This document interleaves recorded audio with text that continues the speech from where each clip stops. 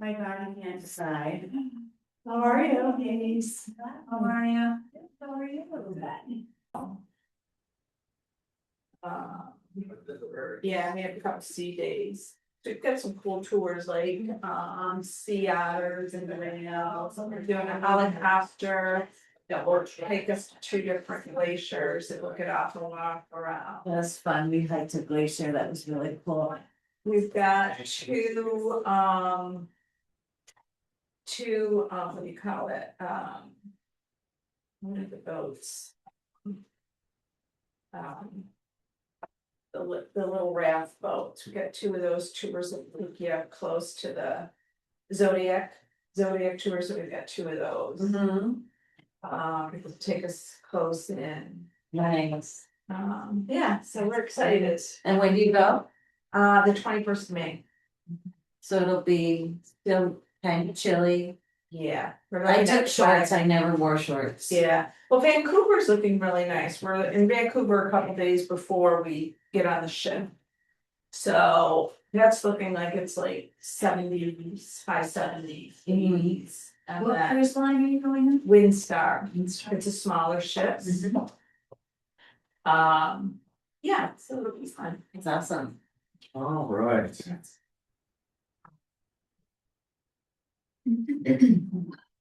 So how is everybody on this foggy day? No, it's like Mother Nature is not happy with us. So welcome. So everybody knows everybody, right? I assuming we don't need introductions. We don't. So all right, cool. So we have Colleen, Judy, Lisa, and Lori. Lori, that's right. Yes. So, welcome, ladies. Again, talking about pricing with confidence. In the newly redone presentation, courtesy of my wife, on Canva, which I love this new program. I wonder if I can go backwards on this. I'll see if I can work my electronic abilities here today. Page up. Turn that on. Does it go backwards? Let's see what's going to. Well, it's going to ignore me. Let's see. There we are. All right, cool. So still learning how to use Canva. Great program. Anybody use that right now? They see it's PowerPoint or Google Sheets. Yeah. Super easy program. So, Oh, I like the little background she added. oh, thank you. She's good with stuff like that. In fact, she made it a point to tell me about that yesterday. She goes, "See how they put that in there? Nobody's gonna have to." Like, I do notice that, huh? Thanks. So yeah, she's very good at things like that. I love it when I come down. It's like, things are just done. It's amazing. So a couple things I want to chat about. So I wanted to at least see, again, I think all of you know me. I've been doing this for 29 years now. One of the things I love teaching the CMA class because I find that whether you're a new agent, old agent, especially new in the business, and I still remember those early days, is the struggle most people have, I think, is 2 things. We don't know what to say, and we don't know who to say it to.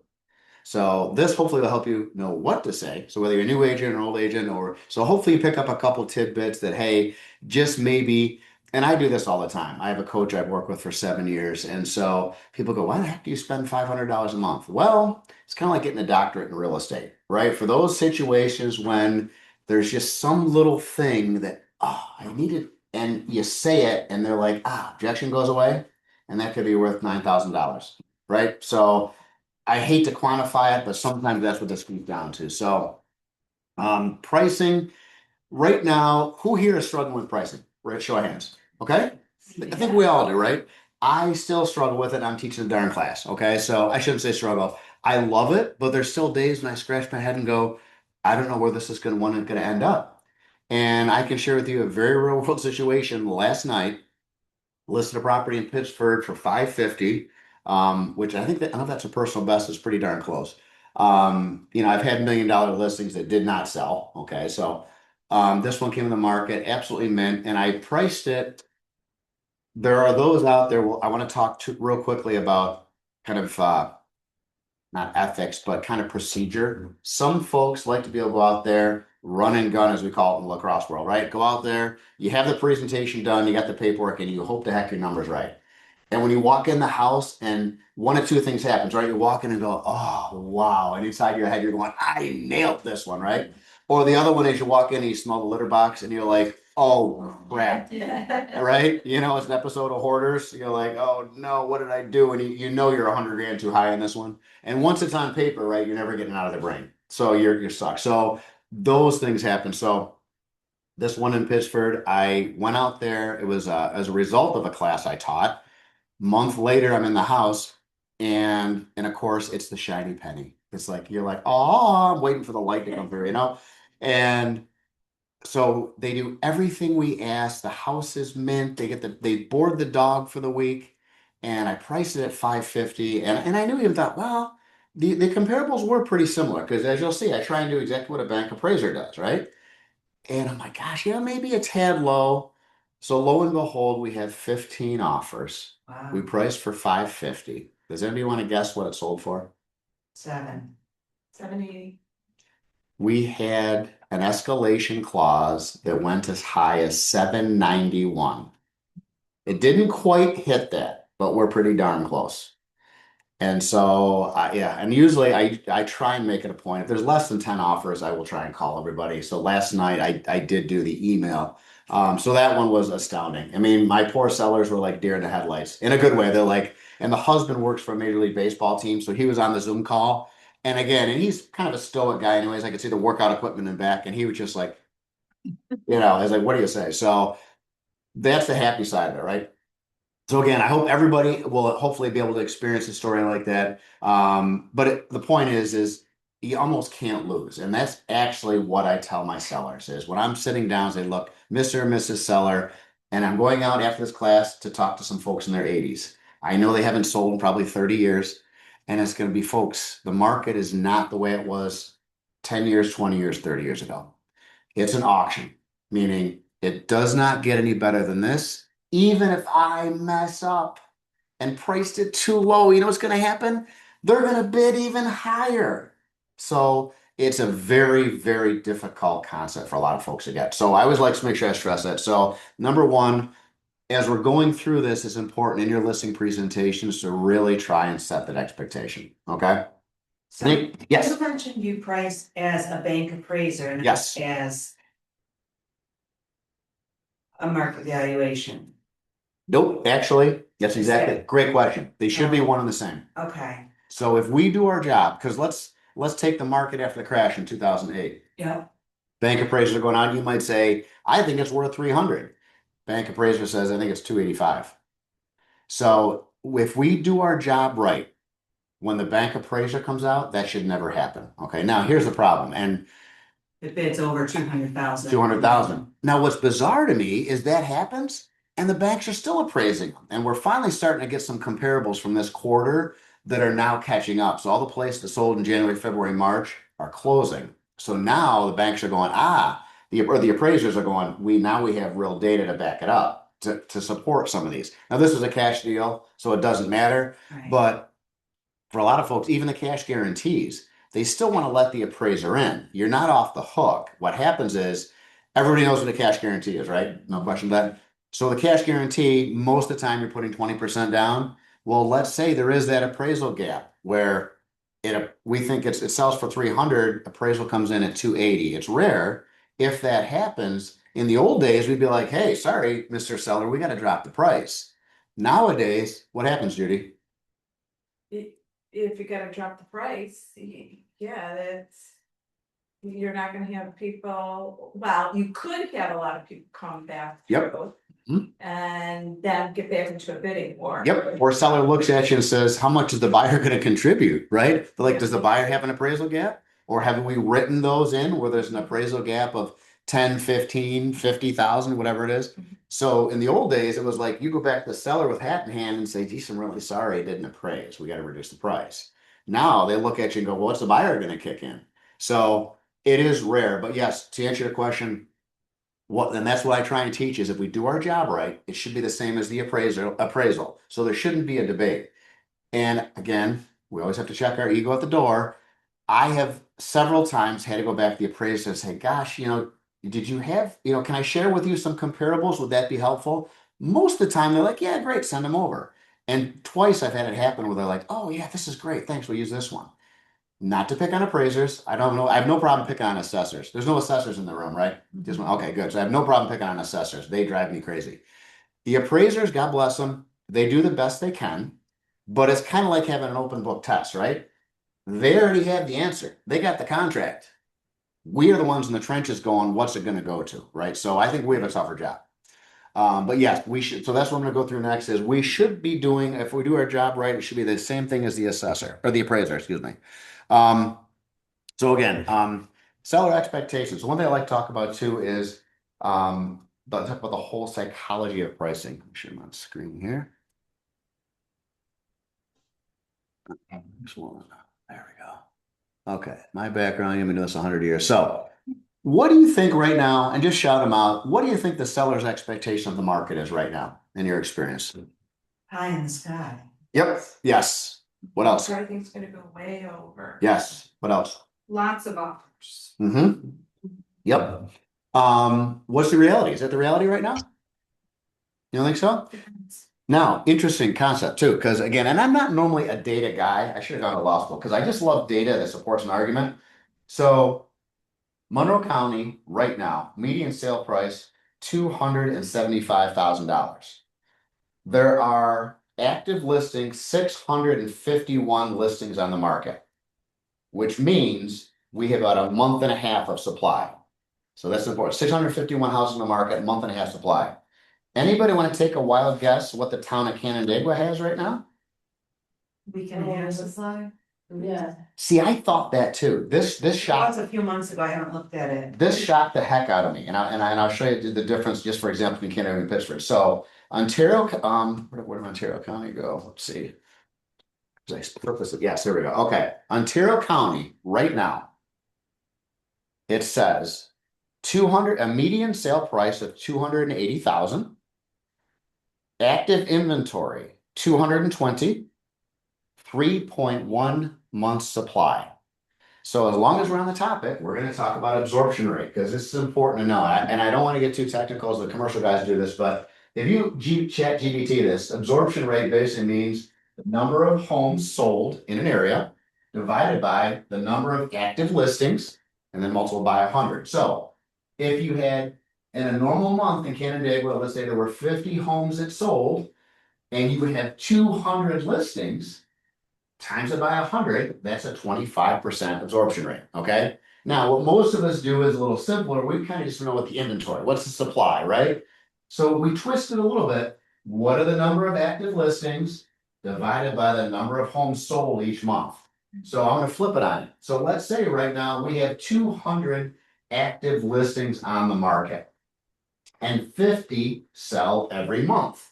Pretty simple math. That means we have a 4-month supply, right? I'm not a math major, but everybody get this? Okay, real simple. 200 listings. If you're selling 50 a month, you got 4 months. Well, let's turn it over. What really happened, what we're at now in most cases is we got 50 listings on the market. We need 200. I'll give you another example. Let's say in a normal market, and these numbers are probably pretty close, a little bit of an estimate because there's no real good stats for this. Let's say we got 3,000 buyers looking around in the 5-county area. And you got 3,000 homes, like back when I started. You can kind of take your time. House might sell in a couple months, maybe. We had multiple offers 20 years ago. But if you got $5,000 over asking, well, you hit the lottery, right? Now, $5,000 over asking, the agent looks at you like, yeah, you don't give a shot, right? So let's go. So again, 20 years ago, so let's say we had roughly 3,000 buyers looking around and 3,000 homes for sale. Pretty balanced market, okay? Today, that same 3,000 buyers milling around, what did I just say? In Ontario County, they're competing for 220 homes. In Monroe County, they are, what did I just say? Monroe County, we've got, that's Pittsburgh. Just say Monroe County, we have currently 651 homes. So right now is a month and a half supply.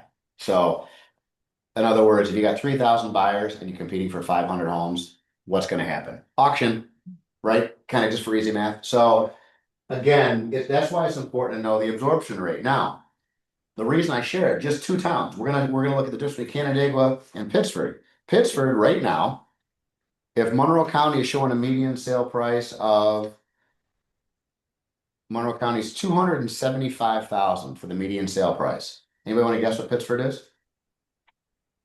650, Close. Anybody else?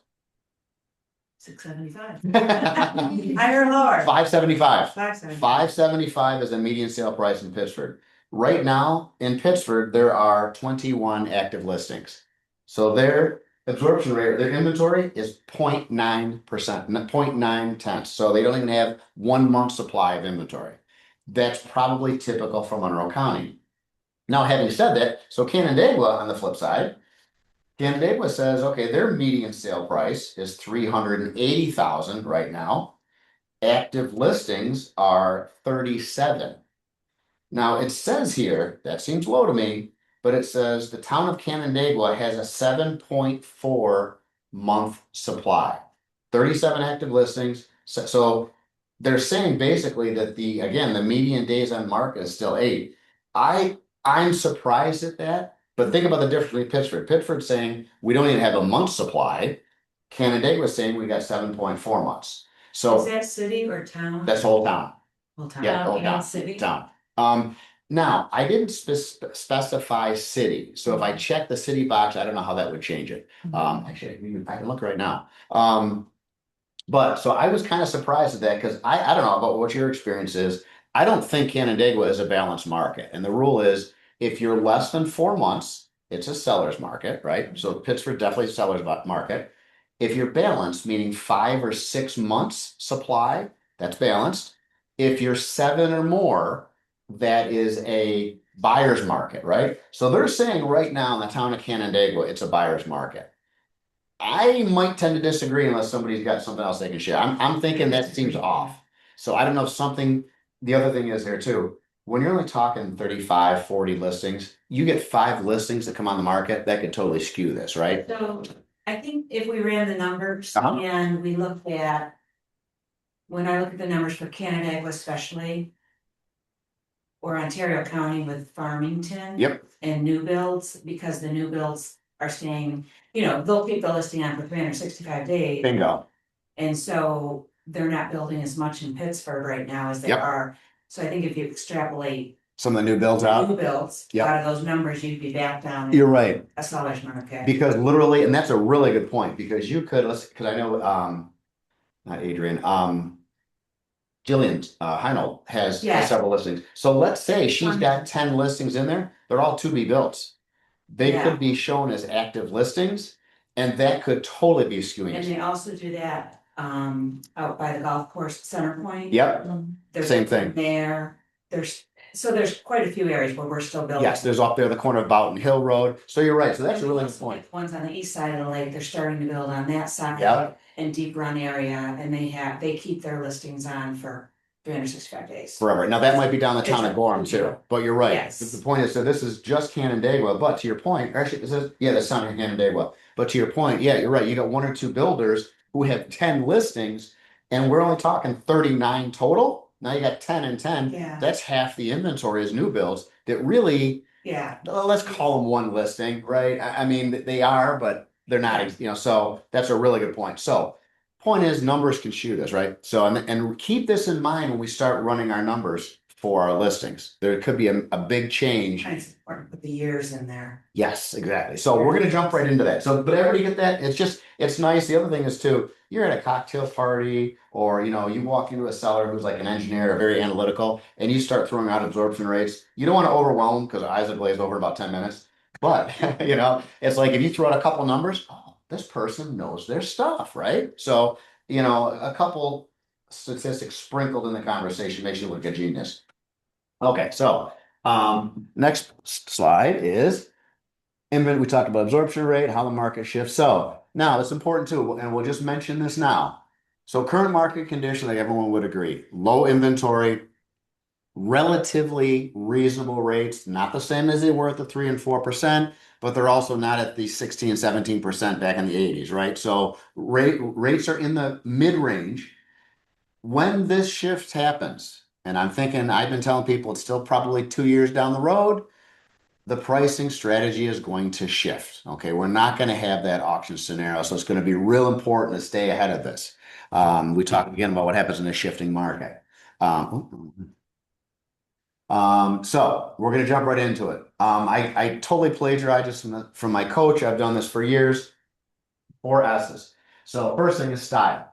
You always compare ranch to ranch, colonial to colonial. And we'll talk about the exceptions later, but again, real important.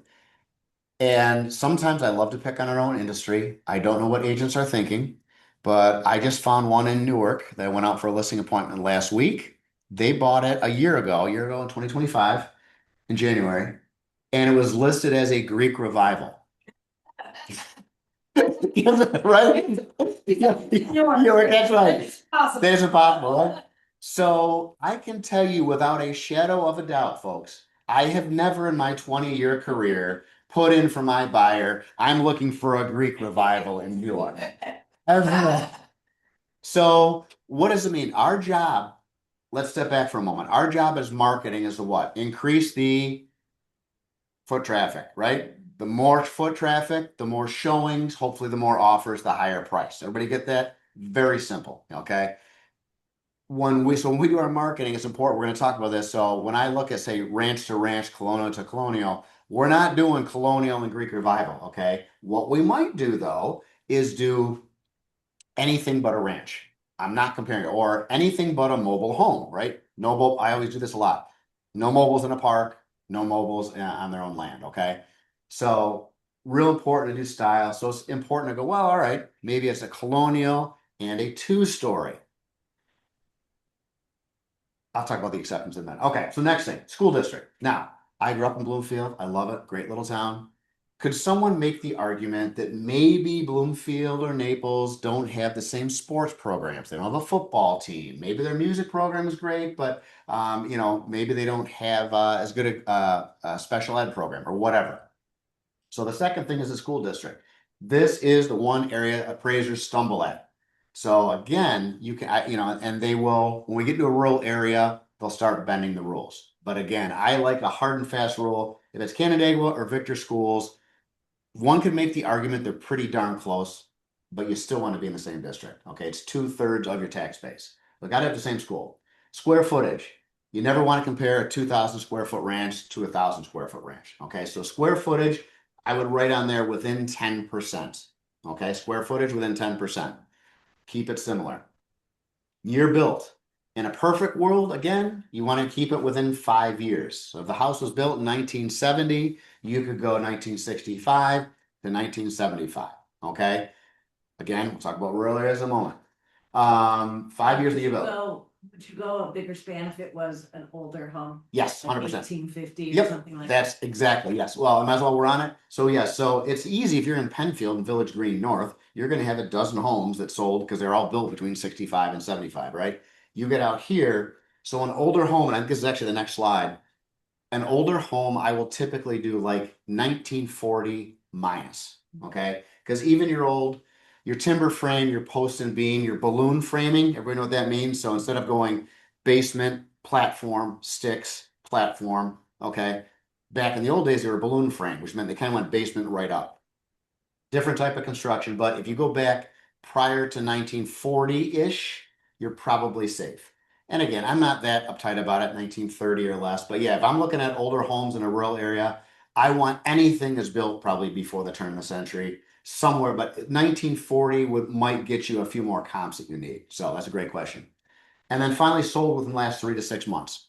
Banks love the last 3 to 6 months. The system defaults to 365, which is okay, gives you the broad brush. Sometimes that's a tactic too. If you are doing a 2-step listing appointment and you walk in and you do our quick CMA, everybody use that before, the quick CMA? Okay. If you use a quick CMA and you walk in and say, hey guys, here's everything that's sold in the area. So you can kind of show that you're doing all this work for them and you have, 400 homes that are sold. It's probably like 20. But then, and say, hey, here's this whole list. So here's what I got to do is I go back and do my homework and I have to whittle all these homes down to the ones that are closest to yours. Okay. So that's a great way to make yourself look good too in the first appointment. Because a lot of this is perception. Okay, obsessions.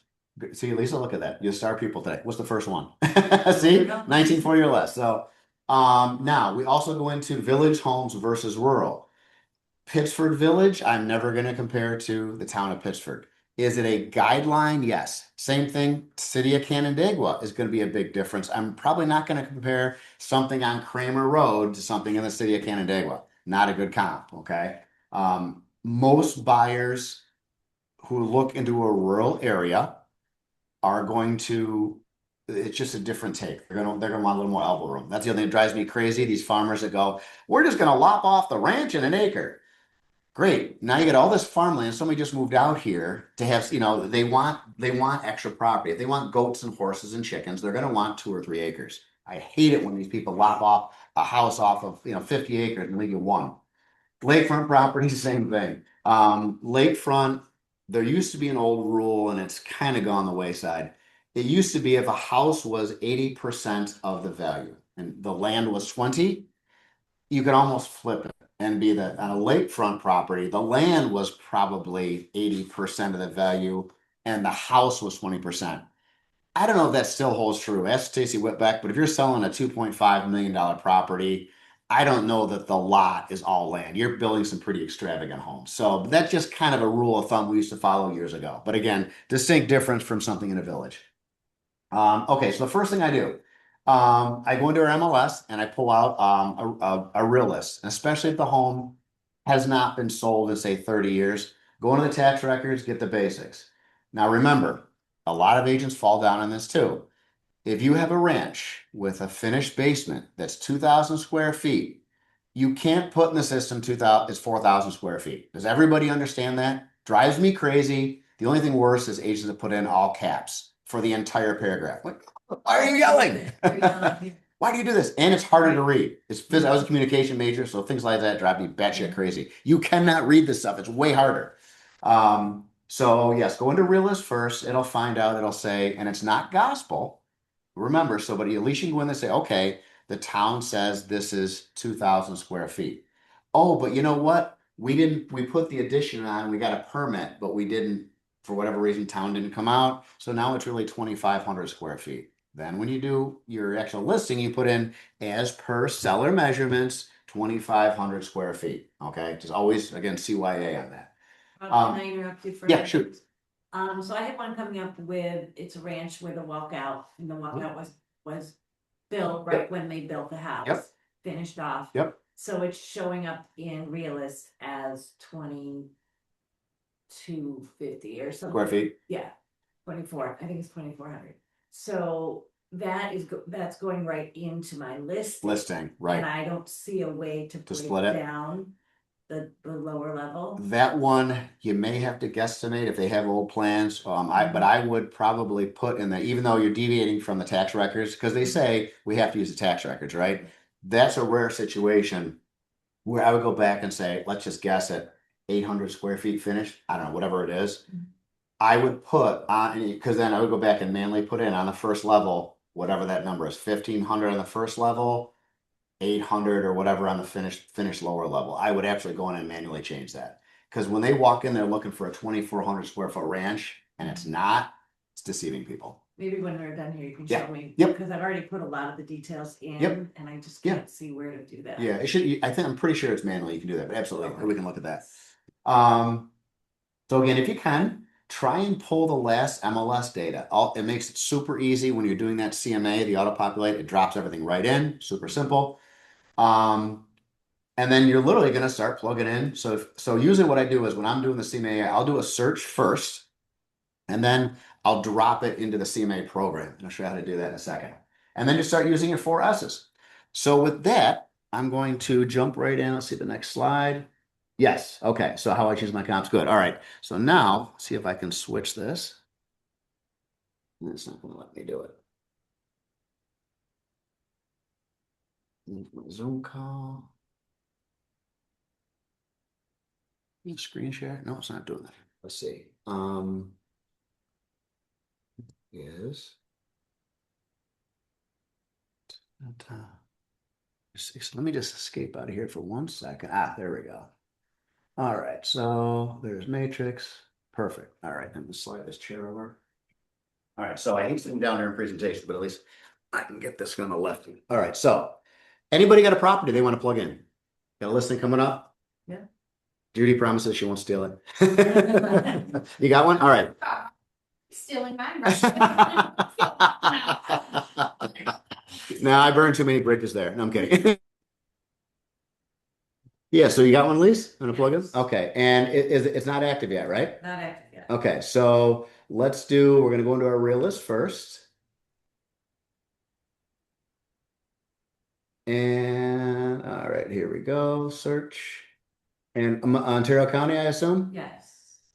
Sure, no, I'm not doing survey. Change county.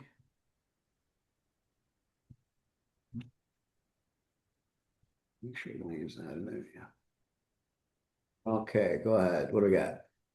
Go ahead. Yeah, I've got to pull, I don't remember the exact You do a last name? address, Wheeler and Miller. Let's try Wheeler WH. Is this Lorna's house? Yeah. There we go. So we got a bunch of Wheelers. Where's that at? What part of town? 5197 Beacon Hill. 5197. And we got Beacon. Oh, it didn't. Let's check. Oh, wait a minute. Why did they just do that? There we go. 5197 Beacon Hill, you said?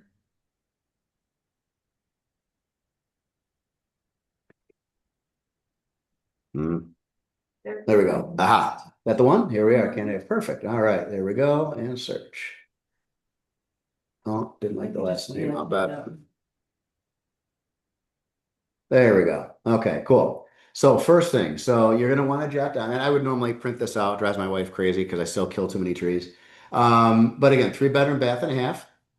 Built. It's actually 3 full baths. Oh, it is 3 full. Okay. All right, cool. Yep. So that definitely changed you want to make. Yeah, and here it is, building square footage. So listed as 2576. And let me just see, and this is where, again, sometimes the towns aren't correct. So we got an assessed value of 437. Again, just something to note later. I said don't put a lot of faith in that. So here we are, single family. There's our lot size, ranch. Okay. There's the above ground and the ground floor. Okay, so we did put, now see, this is where it gets interesting. Yeah, I can figure out all that stuff. Yes, Yeah, But- it will, okay, because It's gonna populate it like that. it'll drop it in, but here's the question, right? Is do we know these don't add up, right? 17 and 17 does not equal 25, right? Am I missing that? Right, if it's 1,700 square feet, that should be over 3,200. So something's not right there. So my guess is that's above grade and the ground floor are the same. Okay. And they're saying the below grade is 2576 minus your 1772. Yeah, because the whole ground floor isn't finished. Okay. There's a workshop and there's a storage Mhm. room, but then there's a Yep. bedroom, a bathroom, and a living area. And they might be saying, and I think in this case, ground floor and above grade are the same thing. They're not actually specifying the basement. So Okay. that's the problem is this number includes the basement. This does not. The ground floor and above grade are the same thing in this case. Does that make sense? Yep, So the ground floor, what we would call the basement, is not listed. okay. Everybody get that? Verse it will be. So yeah, so we've already got, so 2576 minus your first floor, 1772. That's roughly the square footage in the basement. You shouldn't go wrong with that because that's what the town gave you. Okay. Okay. All right. So that's the first thing. So now it doesn't look like they bought it back in 2013, right? They built it. Oh, they built it. Okay. New build. Perfect. So they built it for 333. I'm going to go out on a limb here. I'm going to guess it's probably 650 right now. Just a guess. Somebody write that down. We'll put a little money on this. Judy, you want the $10 on this? Kim will make me pay 50, so. All right. Yeah, oh, yeah. All right, so let's go into our search. Did everybody write down? And I've still got the stats here. So just remember this. So we're building at 2,500. Let's call it. I'm going to stick with the 1,700 square feet. Okay. We're going to hold the finished basement out for the time being. I'm looking at a 1,700 square foot ranch for now. So let's go back. So we got 2013 and we're in town of Canandaigua. All right. So let's start playing here. So search. And so we're going to do, and I do active pending sold. And then, so we're gonna do Canandaigua schools. Karen, Up to the year. did I miss your call? Say it again. You're gonna keep it to 1 year for. Yeah, I'm gonna keep it a 1 year for now, just to see what's out there. So 1772, I can probably get away with 1500-ish, okay? And I'm gonna So go. weird. Oh, I heard from Tom Marfiotti, gosh, Oh, like probably 15 minutes ago. oh, is Huh, it? what is with your email address? Either mute them, Oh, gotcha. or I can turn the volume. Let's see. Let them to mute themselves. Yeah, I'm not sure. Yeah. Is- Oh, gosh, uh, you okay. got it. So that's the important thing. All right, let's see. So bedrooms and Oh, I already beds. sent it to him. Oh, I sent it to Lisa and Let's see. Carlene, Where do you know what the volume is? but I didn't send it to the Oh, okay, attorneys. gotcha. I'm pretty sure that's Chloe. Is it? Yeah, no All right, problem. so first thing we're going to now. Remember we talked before, the Watching. first thing I usually do is we're gonna get rid of no mobiles in the park, so get rid of those. Yeah, And no mo- no, he no texted me mobile. this morning asking if what So happened, and he was one all could make happy. the And I argument. was said, yeah, I need to know. on Lisa its own said, can I time, just transfer these sort funds of instead of having to write a conceivably check? be the It's my same as bank is because they qualify ESL. for regular So, financing. Is there a I just stigma or a noticed he just difference? called a few minutes Yes. ago. But I'm just watching for Rob all Opet's intents and CMA purposes, class a on Zoom. modular home or a mobile home on its own land should get regular financing for Oh, he accounts. always does a good job. Well, that's great. Fine. I've taken it Um, before, but it's always So good for a then, let's refresh. see. So no mobile homes. We're gonna slide over here. Perfect, thank you. So let's see. And I've got, what is it? Here we are. So, and I always, this is the other one that trips people up, the and or the or. Now, is it possible, has anybody ever seen a ranch with a high-pitched roof? Everybody seen those before? Is it conceivable there's a little blending between a Cape Cod with no dormer and a ranch? You know, a Cape Cod with an unfinished roof area and a ranch. Is that possible? Okay, good. Long as we understand that. But you can't have, so conceivably, I will admit, you could have a ranch or a Cape Cod. You could have a Cape Cod with an unfinished second floor, which is basically a ranch. Everybody get that? But you can't have a Cape Cod Colonial Ranch 2-story, right? Does everybody agree? Okay, just let me sure we're on the same page. All right, cool. Okay, so square footage we've got, Canandaigua. Now look, we've got 78 matches, right? Now we'll plug in, it was 2013. So let's try 200, what's it, -5, 2008 to 2018. Oh, should be 18.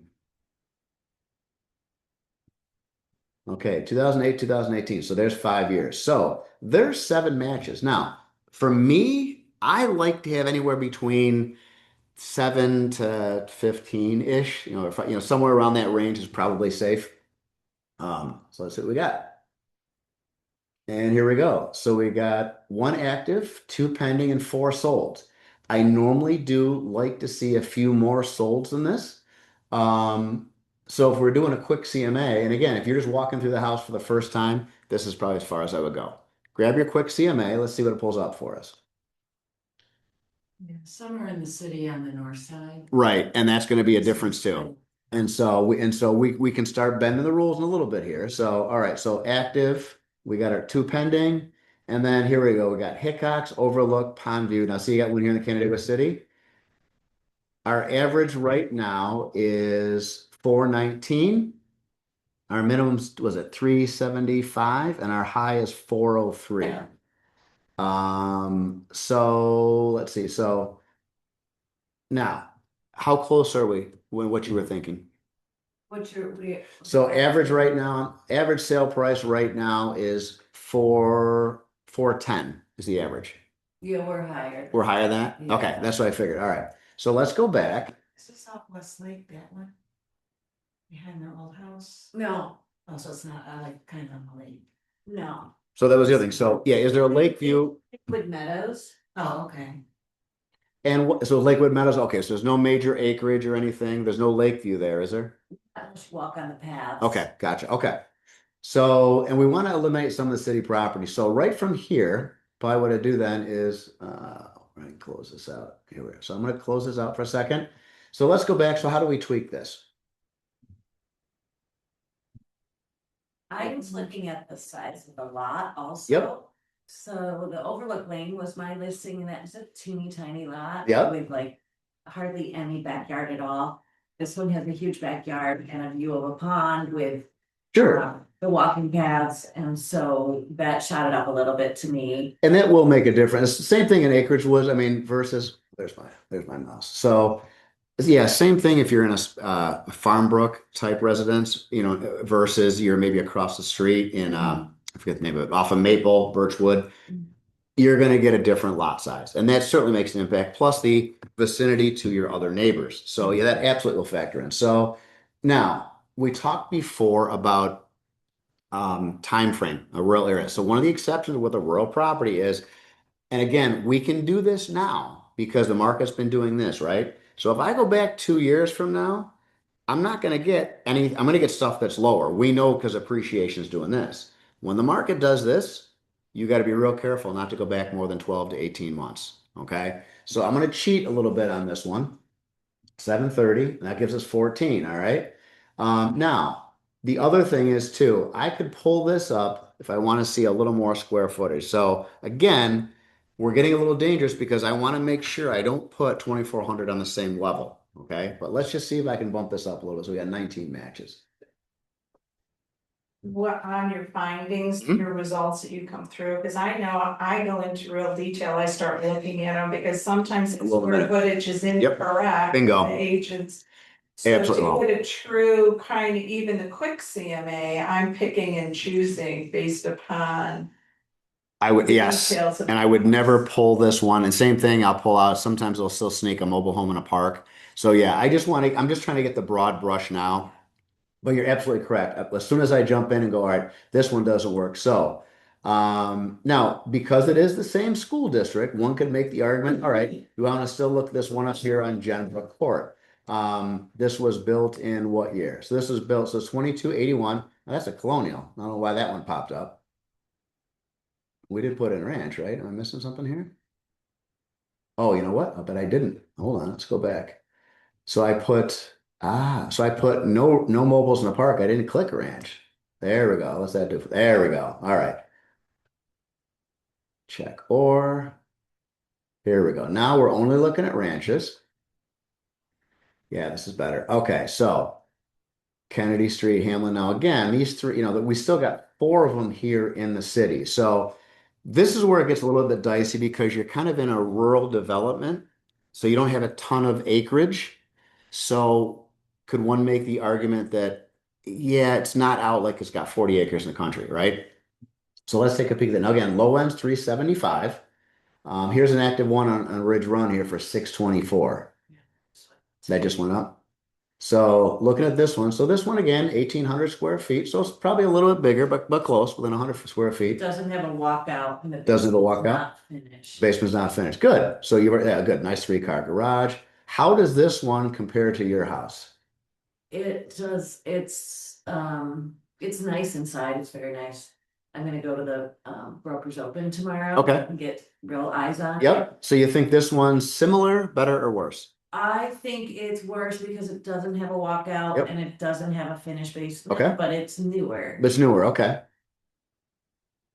And so again, this is what Judy was just talking about. You would look at this and go, okay, how are we going to start tweaking this now? We know this is our competition, right? Now, and it doesn't mean our competition is even close. They could be 50 grand off, right? So you don't necessarily just want to jump on this one, but you may want to think, hey, you know what? If they're on for 624, and I use the old, if you like this one for 624, you're going to love ours for 615, et cetera. Or, you know what I mean? Or even 630, somewhere around that range. That's a good argument to have. The struggle goes back to now, sometimes is, we talked first about what, seller expectations? Well, I want to start here. The biggest issue in this market right now is we have to remember the proverbial sweet spot. Where is the perfect spot to get people excited? If you're going to, and the strategy has to be, and you need to explain it to them like this. In the old days, meaning more than 7 years ago, if you want to list a property up here, let's say we put it at 700,000 and it doesn't sell, you drop it 10%, not 10 grand, 10%. So you drop it from 700 to 670. I'm sorry, it would be more than that. It would be 60 grand would be what at 640 or 540. So if you, I'm sorry, 640. So if you're at 700, there we go. If you're at 700 and you had to drop it 10%, you're going to drop it down to 640. That's a lot for a lot sellers to handle. But if we're not getting the activity, you need to do that. Not 10 grand, 10%. So this is one. So again, if you think this one is definitely nicer, I said, it's overall nice carpet, nice hardwoods. I can't tell if those are hardwoods or laminate. Actually, I can. Let's see, what's the seam here? Sometimes you can see the seams.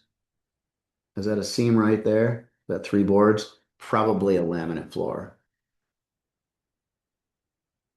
Now, the other thing is too, and hopefully I don't have to reiterate this, but please pay for a photographer, get professional pictures done. And I understand if you've got $150,000 house and it's an episode of Hoarders, but the other part, but the other part of this is you're going to make your seller feel great. And oh, by the way, you're going to shine a light on all the stuff. I had one in Bloomfield a few years ago with the basement foundation falling in. I took a picture of that basement falling in because I didn't want people going, foundation falling in. Well, no shit, Sherlock. It was on the online. I showed you that. So when they go out there, they didn't even have to bring their home inspector. They can go, yeah, look online. The foundation's failing. So always take professional pictures. It's the best money you'll ever spend. If you don't want to do the full-blown video and the drone shots, don't. But just take the time to have a professional photos done. It makes a tremendous, tremendous difference. Unfinished basement, again, nothing to speak of down here. So yeah, so I'd say right now, you're looking at this one. So this is 624. That's an active listing. Now, the other thing is, and I many times will call agents and say, hey, can you give me a hint? I see you're on the market. It's listed for 489. Can you give me a hint? Did you break 5? Did you break 550? Call them up, and then you can plug in your own numbers and say, okay, I know this was 550, this is 525. Most agents I find are pretty reasonable. All right, play hot and cold with me. Is it over 525 and under 560? Get an idea. I don't know why some agents are so close-lipped about it. There's actually a spot in the MLS to put it in there when it goes pending anyways. So there's no reason to me you shouldn't be sharing this information to another agent. If you don't want to tell the neighbors, I get that. Okay, here again, Riley's Run. Listed for 500, went for 560, okay? 2,300 square feet. Here we go. This is a really good comp, right? 2,371, above grade 1,600, you're at 1,772. So this is, and again, I don't like to focus on just one comparable, but this might be the one that tips it for us. Okay, there's your ranch, looking out back. Got And- a pond in there. Pond and back, so you Yeah, can call that It's practically the same layout. Same- It's is it? Builder, same builder. yeah. I can't tell. These might be professionally done.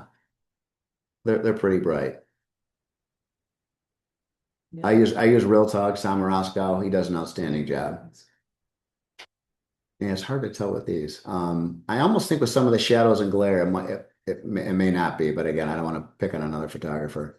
But again, nice, bright, purple pillows, my wife's favorite color. So this one, you said this one shows pretty close to yours? All right.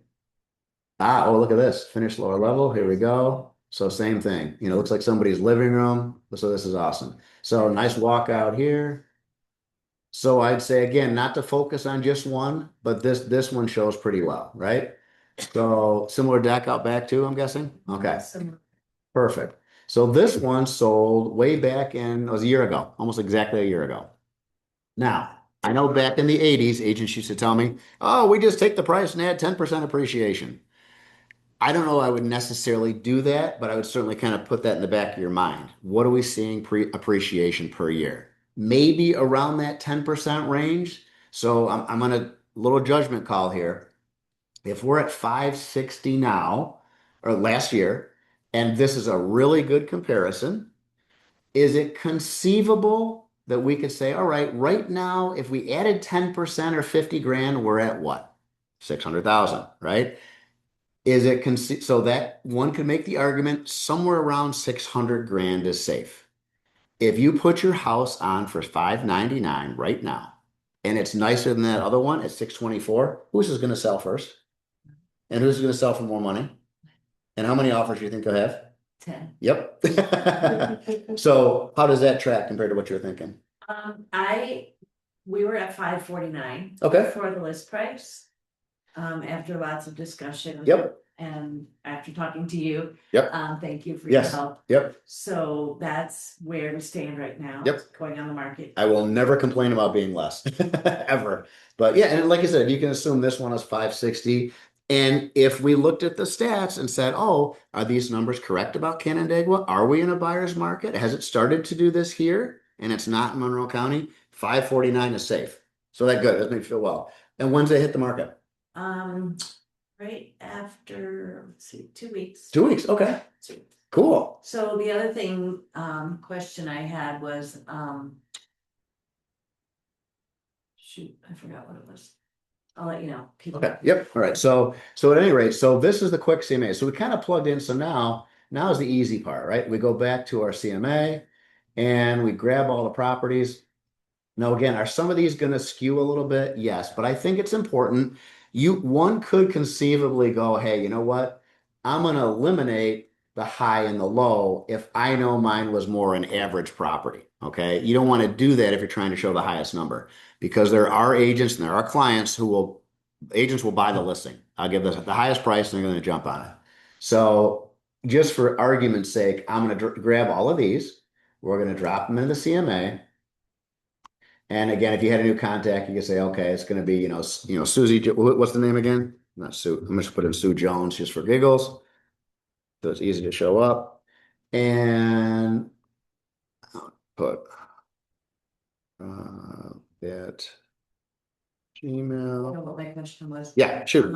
There was it's probably still on the market, a townhome. They are very similar, but connected to another home. and Okay. it's in the I feel like a high 600s. Yep. In that same development. Yep.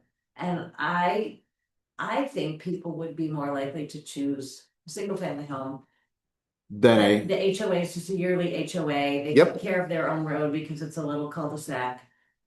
They share that with like 10 other neighbors. Okay. So how do they compare? Do you ever put those into the same CMA? Very rarely, and you're right. It does give you, if you were really desperate for places with a cost per square foot, Mhm. you could potentially throw that in there. Is it a double or is it the true townhouse? Is it just like a double? Two of them are connected. It's hard to tell how many are Okay. connected. It's an end unit. End unit? Mhm. Yeah, I don't like to do it because personally, I think a townhouse is a totally different animal. And then you go to condo, and that's absolutely different because now you're talking an apartment type feel, right? Okay. I usually don't. There may be rare exceptions up in Fairport. There's a couple areas where there's some doubles, and they're like, okay, a double patio home right next door. They're pretty close. The lots are tight, but yeah, normally I don't. I try and keep that separate. Good question though. All right, what was that address again? Because I wasn't listed. Crossroad 197. 5197. Oh, why did I do? Okay, you're across. Oh, tax record. Here we go. So 5-1. So everybody sees what I'm doing here. I'm just grabbing one of the tax records. So everybody's done this once, right? And then 67 results, and it was Beacon. And here we go. So here you go. So now it should drop this all in. Check the box. So all we're doing is just filling in auto-populated. It's even easier if it was sold in the last 10 years. You can just do the MLS number. Drops in the comments, the picture of the sold. So that's super, super easy. And you probably want to go on, you can go on to Google Earth. The only thing everybody know the snip tool? You know, that you go into Google Earth, pull up a picture of the house, and then you can use the snip tool. You go in and just literally cut a picture of that from Google Earth and you can drop it in here. Okay, super easy. And if you got any questions that call me, I can show you how to do that. So again, you're going to save it. And then literally, now I've already got my pages plugged in. You guys have all taken this before. Everybody understands most of these are templated. So if I look over here and say, okay, here's my cover page. Notice my cover page is with a photo. Say this one's with a photo. So I literally just dragged and dropped these over. That's how you create that whole format. Same thing. There's certain ones, these subject adjustments, the price adjustments and the summary list. Those are ones I like to include. The comparables, there's a whole bunch of things. If you don't want to include all of these because every CMA will be 100 pages. So unless you're really into killing trees. So if you look over again, I've got the map, okay? But then next thing is days on market. See, here's days on market. list price versus sale price. These are just all of the templated documents they're going to drop in. And what I call the static or what I call the propaganda. These are ones that don't change. So these don't change with your data. Okay. So the activity versus timing, my guarantee. A lot of these you got to go through and say, okay, do I like this one? Do I not like this one? And then finally the map. Now, if I plug in the map, you have to remember you can move these up or down. So for example, on the CMA map right here, so I want this after the summary, but let's say I wanted it farther down. Well, you can move that down if you wanted to. See how that moves? I just like it after the summary because it's early in the presentation. So we've got our comps. We've got our pricing now. If you want to go back and you want to just look comparables, this is real important. When I go to a listing appointment, I hand them the CMA that's done and say, this is yours to keep. Here's all the information we're going to talk about today. And then I said, what I'd like to do right now, if you're okay, is show after I do the tour of the house, I like to show them, hey, these are some pictures of some properties that are similar to yours. Can we take a few minutes and look at these? And that way, picture's worth 1,000 words. And so we just look at a couple and I say, hey, Mr. Seller, Mrs. Seller, what do you think about this one here? This one on Riley's Run. And I said, do you think this is similar to yours? Oh yeah, that's very similar. Great. So what do you think about the kitchen on this one? What do you think about, and say, in your mind, is this house better or worse than yours? Oh, this one's pretty similar. Okay. Get them involved in the process. Get their brain going to where you want them to go. Make sense? Remember, you're now part psychologist. And then finally, like finish. So after we've gone through, and I don't go through a ton, I'll go through maybe 4 or 5, 6, however many I need. If they're in their 80s, I'm going to do 3 or 4. If they're, an engineer, maybe I'll go through 6 or 8. Okay. Got to know your personality types. And then, so we click finish. I say, okay, folks, now we're done looking at the comparables. Everything else we're going to talk about is in your packet. Okay. So I'm just going to hit some of the highlights here. We click finish. We hit view CMA. So you're pulling this up on your computer and showing them the picture. Correct. I'm literally doing this just like I am with you guys. Although not the research part of it, obviously. So we generate the CMA and I'll say, this is all in your packet. And I literally go through it. I'm going to be doing this again in about an hour. So this is good practice for me right now too. And remember, just like anybody here ever play sports in high school, like go to yoga or go to karate class. So when you're getting ready for that tournament, right? You're not practicing that day. You practice for weeks or months or years in advance, right? Same thing on a listing presentation. Do all your practicing before. You don't want to be practicing in front of people. It needs to be instant. It needs to be confident and smooth. And the only way to do this, practice on your husband, practice on your spouse. So I literally will say, hey guys, I grabbed my picture from Google, dropped it in here from Snip Tool, and I'll say, guys, this is just the properties we just looked at in a nice side-by-side format. And I go through just like this. And I'll say, this was a couple pages of these. And I said, sometime at night when you're really bored, want to put yourself to sleep, start looking through this. And I said, then we're going to get to a summary page. So remember, we talked about the 3 different statuses. Our competition that's active. These are the houses that are under contract. These are the ones that are sold. These are the ones we focused on just a moment ago. Okay. And then here's the CMA map. So here's the homes that sold around your neighborhood. Okay, so here's where we can see where they are. And then number of days on market. And this is where I say, okay, I usually pause and say, folks, when I started 100 years ago, 75 days on market was normal. Okay, now what do you see here, folks? Yeah, we got one anomaly. Almost everything's under 10 days. This is a seller's market. This is exactly what you want to see. And the next one, I always joke and say, all my engineers and all my accountants love this page. Your blue is your sale price. Your red is your blue is your asking price. Your red is your sale price. And folks, look at this. Way over asking, way over, way over, way over. Pretty close, a little bit over. I said, guys, the old saying, it don't get any better than this. This is a perfect example of a seller's market. This is what you want. And then the next thing I usually show is, I said, folks, and here's where the rubber meets the road. And here's where you talk about again. So, averages can be deceiving. So, you don't necessarily want to go with average. However, it's important to remember, and this is a house, maybe it's not quite as nice. Say, look, your house, I don't want to say your house is average, but remember, there's a big range here. Maybe this house was on the lake. Said, but we've got some that are really, really nice and some houses that are a little tired. I said, yours, of all the homes that are similar, yours falls right in the middle. It's right where it should be. And then we put in our price. Now, the other thing I always put in here, and then the last thing is I'll go through before this is the importance of pricing. Now, since you guys are realtors, I'm going to ask you this. So, regardless of the price, if we nailed market value, 300, 400, 500,000, doesn't matter. If we nail market value, Mr. Seller, Mrs. Seller, why do you think we might only attract about 60% of your potential buyers? Can you tell me why? And they usually get a pause. And someone will go, they want a bargain. Yes, whatever they say, it's right. Okay. Don't never argue with them. Say, yes, you're right. Or they can't afford it. Yes, that's true. But as realtors, we know what? Market value, we're only going to get if you put a house on for 550 and they're only qualified to 450, they're never going to see it, right? So they're not going to be in that 60%. You got someone looking for a $2 million lake property, same thing. It's going to be below their radar, right? So they're not going to see it either. So again, I tell folks, look, folks, the reason our job as marketers is to get you the most foot traffic. So the deck is already stacked against us. Even if I nail the market value, we're only going to attract about 60% of the buyers. And this is how you overcome the objection. Well, let's start high. We can always come down. Say, yes, Mr. Seller, you can start high. So let's say we're at 600 and we put it on at 660. What just happened to your buyer pool? We bump at that 10%. What happened to your buyers? We just cut your buyer pool in half.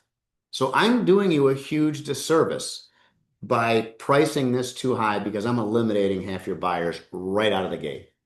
I don't want to do that. Now, what's funny though, is when you go down, if you drop it 10%, and let's say you're at 600,000 and you dropped it down to, 540, what's interesting is it doesn't go the same the other way. Isn't that weird? So, but the goal here is you want to create urgency. You want to get people excited. You want that auction scenario. Just like when Sotheby's puts that Ming vase on there, and if they put it on for $4,000 and nobody bids, you drop it to $2,000 and suddenly it bids to $6,000, right? That's what we want for your house. Okay. So I show that one. So that's the last one. And then the very last thing I want to show, any questions on that pricing pyramid? Always hammer home the pricing. And that again, it's all about the marketing. Now we're going to go back. One more thing I wanted to show you is, let's see, close this out. So if I go back to some of my old CMAs, let me grab some of the language in here. So edit CMA. I always put in here, and what I use is when I get to the pricing page, I say, folks, this is my get out of jail card. And I said, look, I don't have the crystal ball. I said, so we want to make sure your house is in that proverbial sweet spot. We want to create that auction. We want people excited and overbidding on your property. And so in order to do that, we need to price it. I'm never going to put a $400,000 house on the market for $300,000. And I tell them this, I don't want to give people hope who have no business jumping into the fray, right? Because those people that are qualified to $350,000 are going to put in offers. I don't need 20 offers. I want 2 or 3 good ones. So what I do then, so the pricing page says this is da, da, da, da.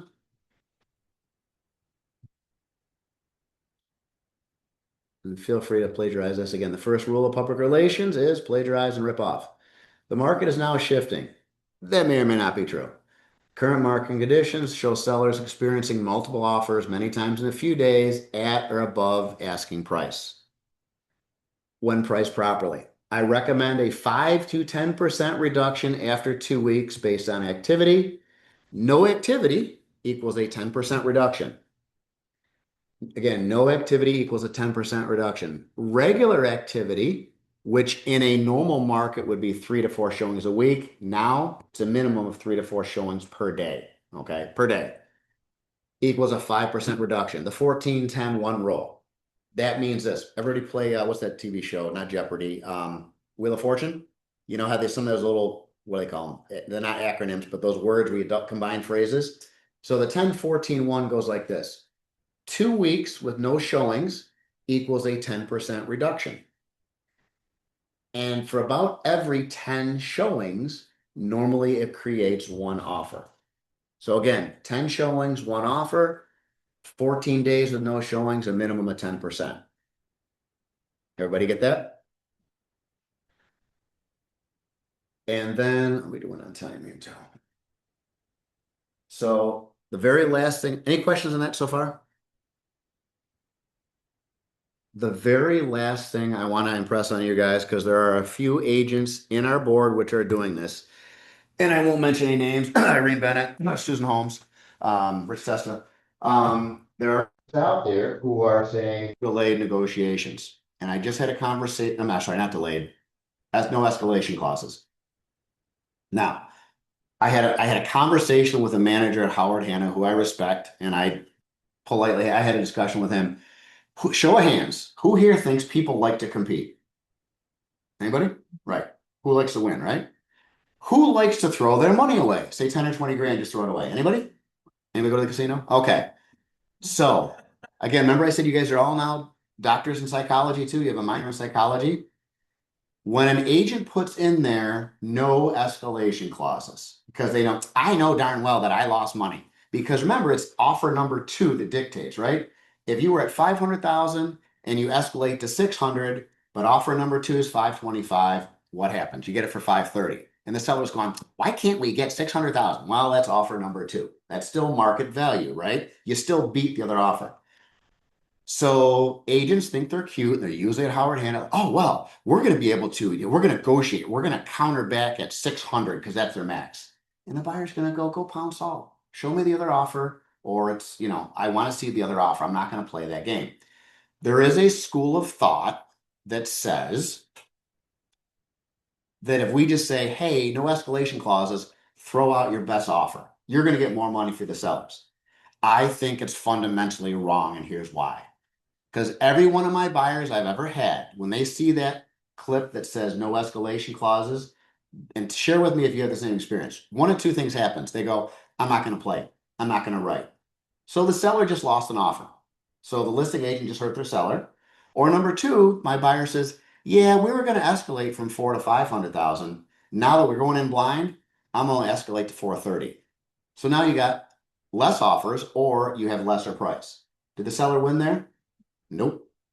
Did the buyer get the house? Maybe. So does everybody get that? And does anybody have a similar experience with the buyer? Have you ever had a buyer who says, I won't offer, or I'll offer less? Judy, have you ever done this? Right? So anybody that tells you, and again, remember too, sometimes you got to play a little bit hardball with some folks. Say, look, guys, I know you're a great agent, Susan, but I really appreciate if you would present my offer as written. Okay. Just remember, you can say that to them. Okay. So, it's a fine line, I know, between you don't want to tick off the listing agent and potentially tick off the seller, because you got to work with them. And there are agents in the real estate board who might not present your offer, even though they say they did. But I've heard stories of agents where they don't present offers. Okay.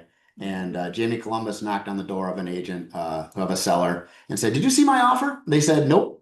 So when agents have a percentage of like 25% selling their own listings, when most of us are at 10 or 15, might be skeptical. So anyhow, I understand you want to play nicely with their agent. However, don't be afraid to stand up for your buyer and say, please present this as written, because the escalation clause, as I said, really helps the seller in the long run, I feel, and it helps your buyer. They're not overpaying unnecessarily, and hopefully they can just edge in and get that house. You can always ask to present it too. There you go. Yes, you absolutely can. That's funny too, because I miss those days. That's basically it, folks.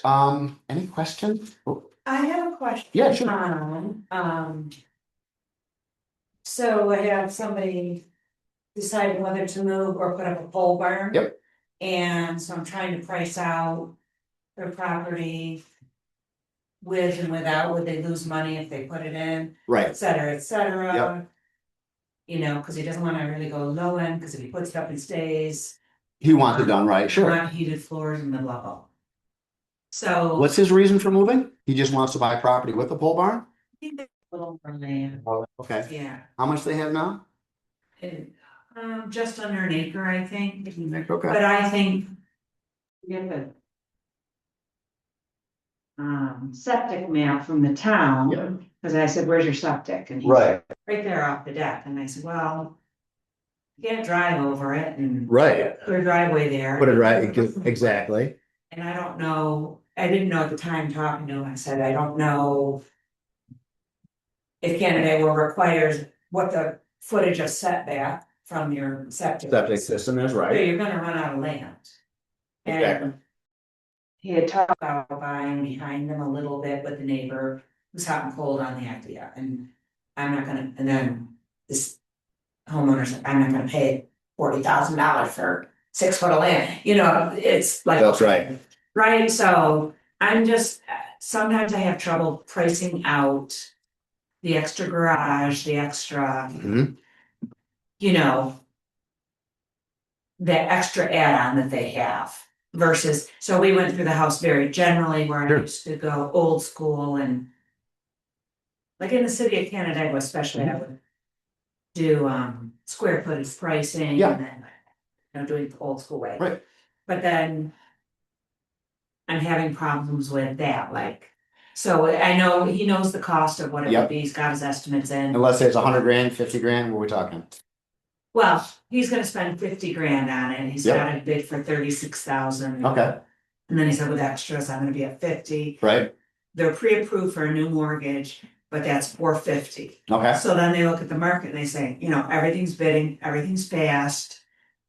He is not They're- gonna be, is he looking in Canandaigua area? Yeah. Well. And I'm like, This is up to you. Yeah. I would just tell him, just from what I'm seeing, I just had one in South Bristol that we overbid $160,000. Little ranch with several acres. I was aging in the office, wonderful agent to work with, and we overbid by $160,000. Came on for 440. Yeah. We came in at 610, and I'm pretty good understanding it went for over 7. The escalation clause went for over 7.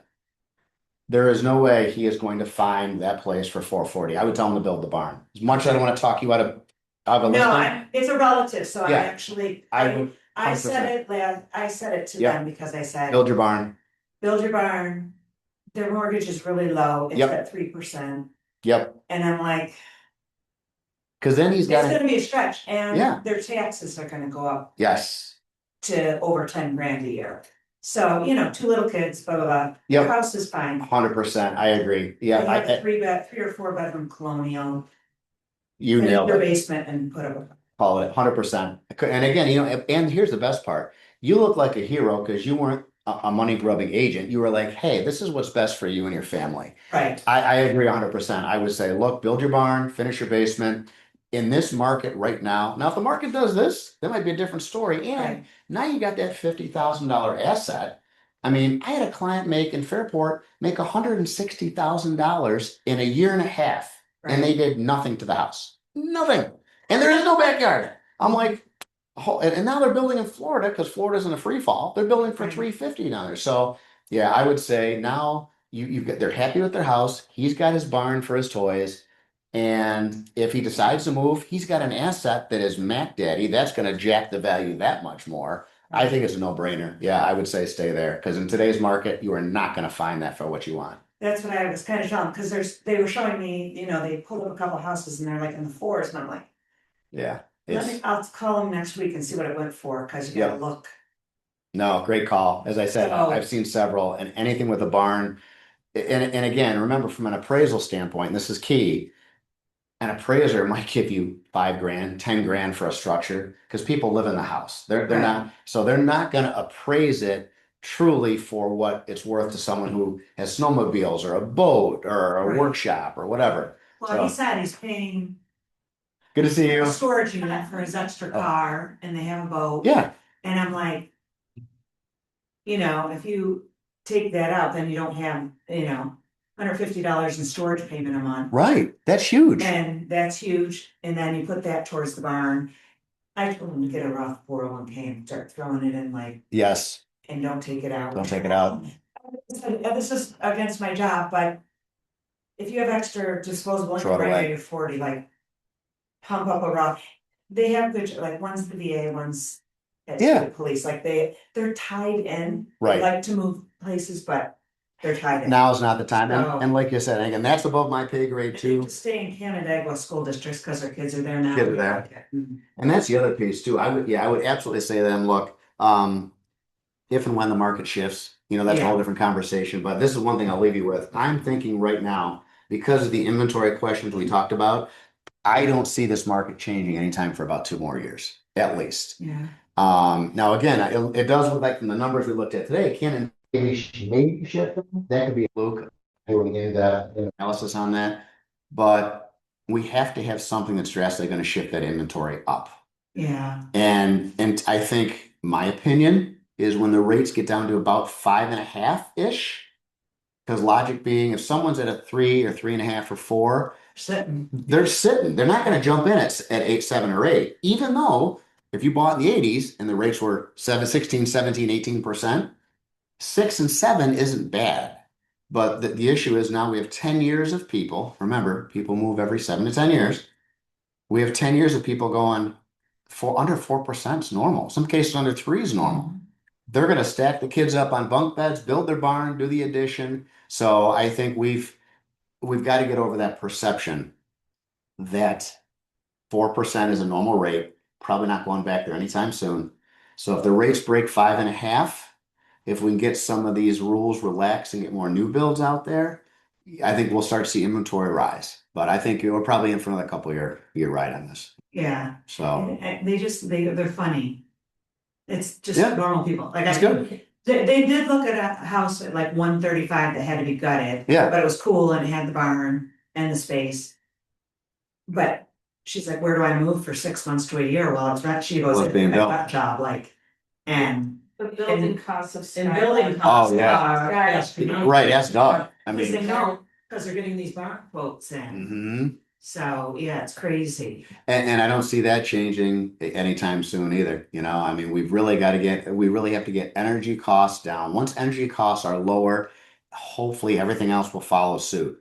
Because that same furnace that you put in 2019 for $3,500 Yeah. is now 6. If you go to Isaac, it's 7 or 8.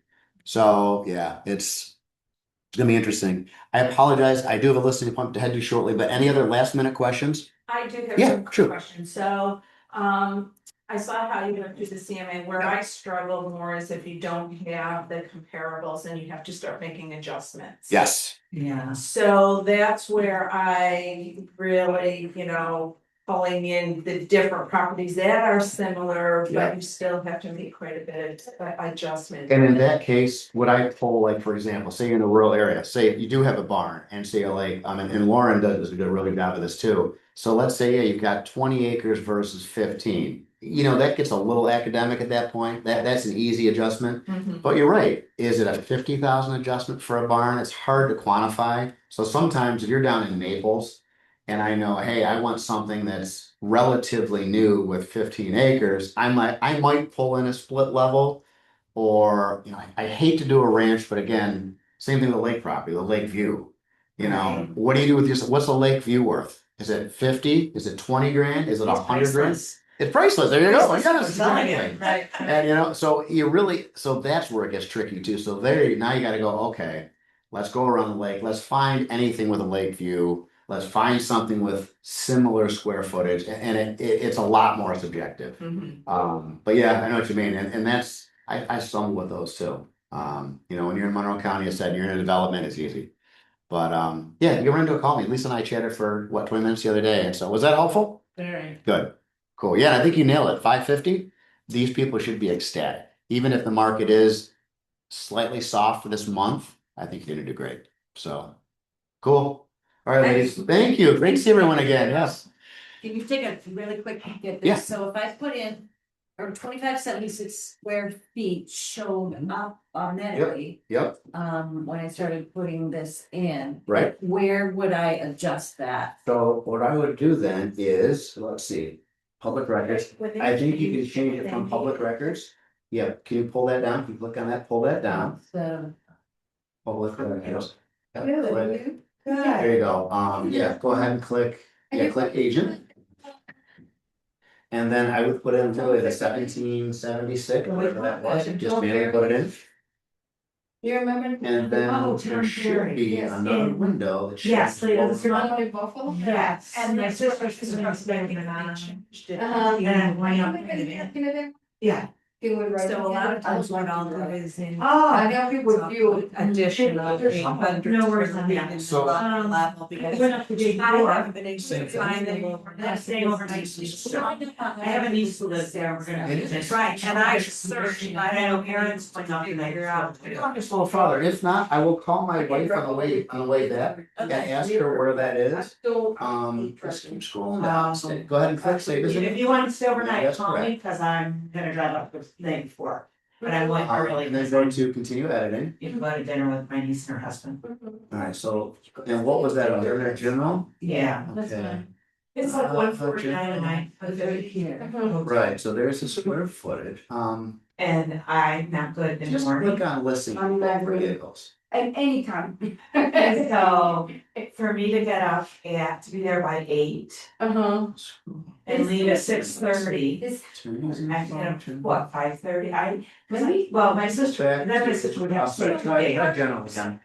And I'm staying right in the Hyatt where the program oh, is. what's the Yeah. program is, okay. Yes, in the Hyatt downtown. Mhm. So I am staying right have there. been able- Yeah, You haven't been able to I find. mean, that was free of the program, Mhm. so I thought. That's so weird, because you're right, I know some other listings, because I've seen it where Yeah. my they'll niece go was first six, floor, second floor, basement. So right, your house for dinner and.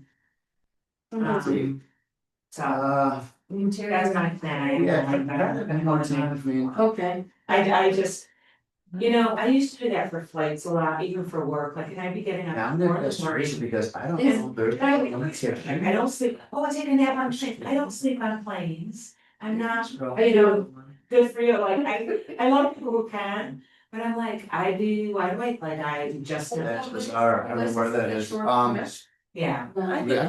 yeah, I just. Yeah. Yeah, because there's gotta be a place you can fill it in, cause I know the app will change it. Mhm. So that should Get be- my Diet Cokes, and then, yeah.